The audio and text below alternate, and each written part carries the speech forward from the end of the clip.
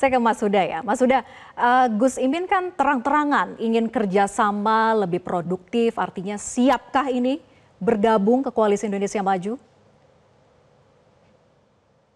Belum sampai situ juga. Levelnya saya kira sama yang didiskusikan sama Bang Daniel sama Willy tadi. Jadi misalnya pertemuan kemarin Pak Prabowo kami ucapkan terima kasih hadir langsung di kantor DPP silaturahim. Ada 3 pesan penting dalam forum itu.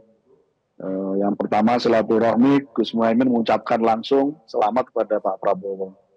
Yang kedua, Gus Imin menitipkan 8 agenda perubahan.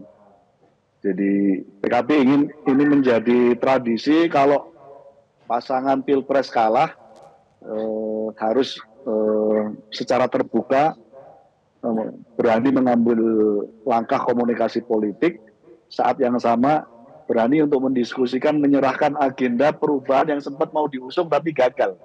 Nah, alhamdulillah Pak Prabowo merespon dengan sangat baik sekali dari 8 agenda yang didorong oleh PKB.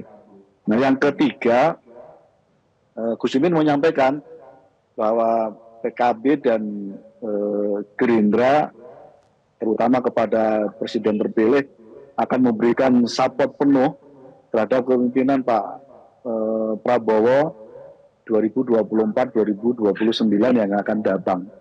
Nah, bentuk supportnya termasuk salah satunya adalah kesediaan PKB untuk membangun kerjasama politik dengan Gerindra dalam berbagai level, baik menyangkut kepentingan di DPR, kepentingan pilkada, dan beberapa konteks yang lain.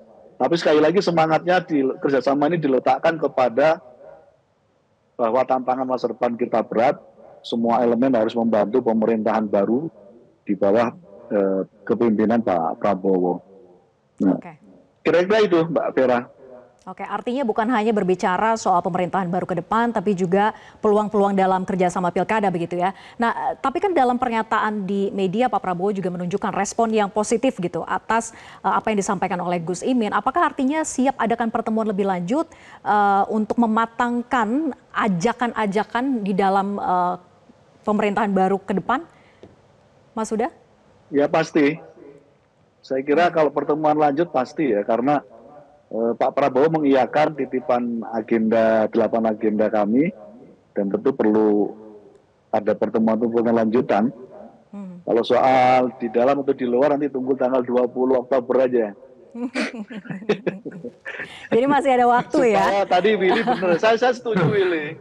Jadi urusan itu levelnya teknis lah. Jadi ada substansi yang kira-kira semangatnya menjadi agenda untuk bisa diselenggarakan bersama dalam pengertian tadi itu. Kita support penuh, kita dukung penuh pemerintahan Pak Prabowo ke depan. Oke. Saya ke Mas Burhan. Mas Burhan, jadi bagaimana ini memaknai pertemuan Prabowo dan juga Surya Paloh hari ini? Usai berkompetisi sangat keras pada Pilpres lalu dan Partai Nasdem kita tahu di luar Kim gitu ya, tetapi komunikasinya nampak tidak ada hambatan di antara keduanya. Iya, saya sih memaknai pertemuan Pak Prabowo dengan Pak Surya Paloh, kemudian dengan Gus Muhaimin Iskandar sebagai pretext, sebagai prakondisi sebelum pernikahan resmi koalisi akan dilakukan. Jadi ibarat timnas U23, pretextnya itu berwujud dari tiki-taka antara Nathan, Ivar Jenner, Marceliano, kemudian dioper ke Witan Sulaiman untuk jadi gol. Jadi ini tahapnya baru dribbling gitu ya, antara ketiga gelandang tengah sebelum nanti dikirim ke Witan untuk diceploskan ke gawang lawan. Tetapi apakah pretext ini akan berujung pada koalisi? Saya kok yakin. Jadi kalau misalnya tidak berwujud pada koalisi politik formal, ya mungkin tidak ada prakondisi yang membuat komunikasi politik antara para elit tadi bisa terjadi. Kan it takes two to tango. Untuk berdansa tango butuh dua pihak. Pak Prabowo membutuhkan tambahan koalisi baru karena koalisi Indonesia Maju yang sekarang di genggaman Pak Prabowo Gibran itu baru 4 partai, kurang dari 50%. Jadi jelas membutuhkan tambahan armada baru untuk memperkuat koalisi pemerintah di parlemen. Saat yang sama Nasdem dan PKB itu memberikan sinyal dan kode terbuka untuk diajak kerjasama. Nah, jadi kita membutuhkan memang pemerintahan yang kuat, tetapi seperti yang saya ulang berkali-kali, jangan semua kekuatan politik ditarik ke dalam kekuasaan. Sisakan sebagian kekuatan partai tetap berada di luar pemerintahan untuk menjaga keseimbangan kekuasaan. Jadi kalau misalnya Nasdem dan PKB ditarik, menurut saya sudah pas.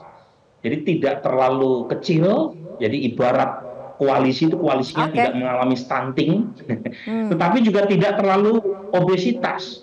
Karena kalau terlalu banyak kekuatan partai yang ditumpuk ke dalam, ibarat orang yang mengidap penyakit obesitas, itu daya geraknya kurang lincah karena banyak mengidap kolesterol jahat. Jadi yang ideal adalah yang tengah-tengah saja. Jadi jangan terlalu banyak, tapi juga jangan terlalu kurus. Dan menurut saya kalau misalnya Bung Willy dan Pak Saiful Huda berkomit untuk membantu pemerintahan Prabowo Gibran, saya kira sudah cukup, ya. Tanpa perlu mengembang armada koalisi baru. Oke, biar tetap ada check and balances-nya begitu ya. Jelajahi cara baru mendapatkan informasi. Download Metro TV Extend sekarang.